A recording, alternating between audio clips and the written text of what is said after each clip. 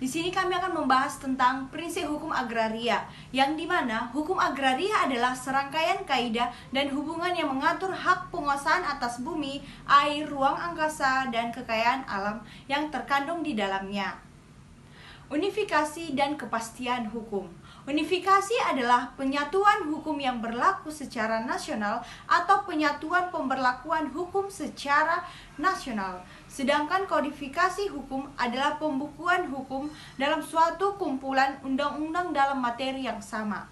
Setelah berlakunya Undang-Undang Pokok Agraria, sifat dualisme hukum tanah itu diganti dengan unifikasi hukum tanah, yang artinya memberlakukan satu macam hukum tanah, yaitu hukum tanah nasional. Tujuan UUPA adalah untuk meletakkan dasar-dasar mengadakan kesatuan dan kesederhanaan dalam hukum pertanahan. Unifikasi hukum tanah itu tidak hanya ditunjukkan pada hukumnya saja, tetapi juga pada hak-hak atas tanah. Setelah berlakunya Undang-Undang Pokok Agraria, hanya ada satu macam hak-hak atas tanah, yaitu hak-hak atas tanah yang diatur di dalam Undang-Undang Pokok Agraria. Tujuan unifikasi dan kepastian hukum adalah untuk menjamin kepastian hukum dalam arti kepastian berlakunya suatu hukum di negara yang bersangkutan. Mengingat hukum itu telah diseragamkan berlakunya bagi semua masyarakat di negara tersebut, tanpa adanya lagi pembedaan menurut agama, golongan, suku, atau faktor lainnya. Prinsip hak menguasai negara. Yang pertama, wewenang untuk memberikan hak menguasai dari negara. 1. Mengatur dan menyelenggarakan peruntukan, pengelolaan, dan persediaan bumi, air, dan ruang angkasa. Yang kedua, mengatur dan menentukan hubungan-hubungan hukum antara orang-orang dengan bumi, air, dan ruang angkasa tersebut. Yang ketiga, mengatur dan menentukan hubungan-hubungan hukum antara orang-orang dengan perbuatan-perbuatan hukum mengenai bumi, air, dan ruang angkasa tersebut.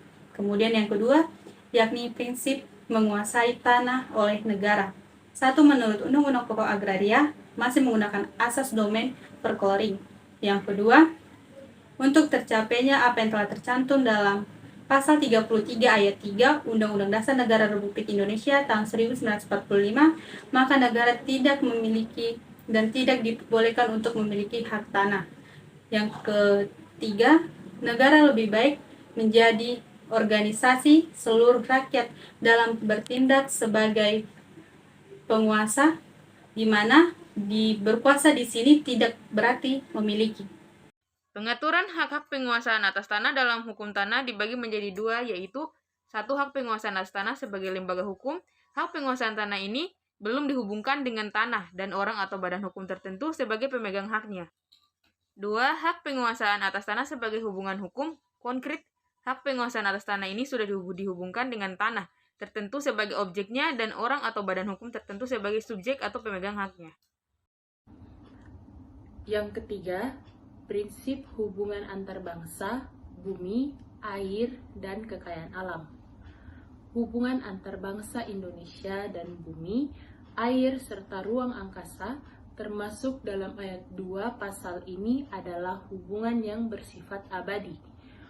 UUPA menyebutkan bahwa WNI yang dapat mempunyai hubungan sepenuhnya dengan bumi, air, dan ruang angkasa. 4. Prinsip fungsi sosial. Fungsi sosial terdapat pada pasal 6 Undang-Undang Nomor 5 Tahun 1960 atau UPA. 1. Prinsip ini terdapat dalam pasal 6 UUPA.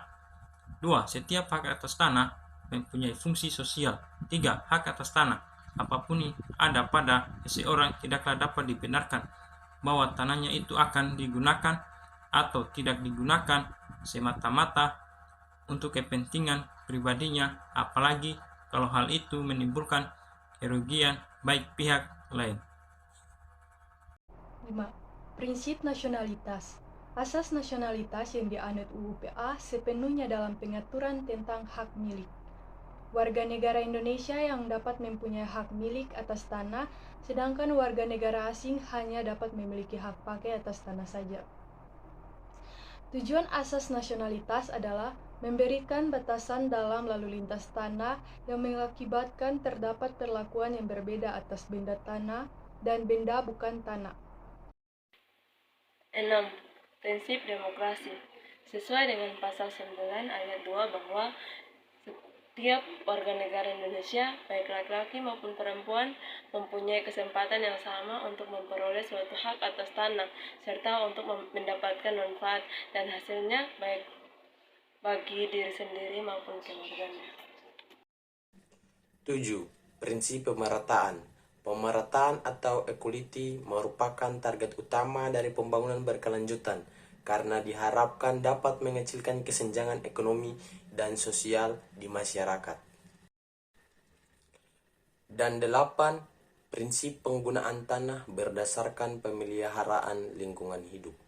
Adapun prinsip-prinsip atau asas-asas hukum penatagunaan tanah yang tertuang di dalam pasal 2 Peraturan Pemerintah nomor 16 tahun 2004 tentang penatagunaan tanah sebagai berikut. 1. Penatagunaan tanah berasaskan keterpaduan, berdaya guna, dan berhasil guna, serasi, selaras, seimbang, berkelanjutan, keterbukaan, persamaan. Strategi pengelolaan lingkungan dapat dilakukan dengan memperhatikan prinsip-prinsip pengelolaan lingkungan, antara lain terpadu, berkelanjutan, partisipatif, dan melembaga.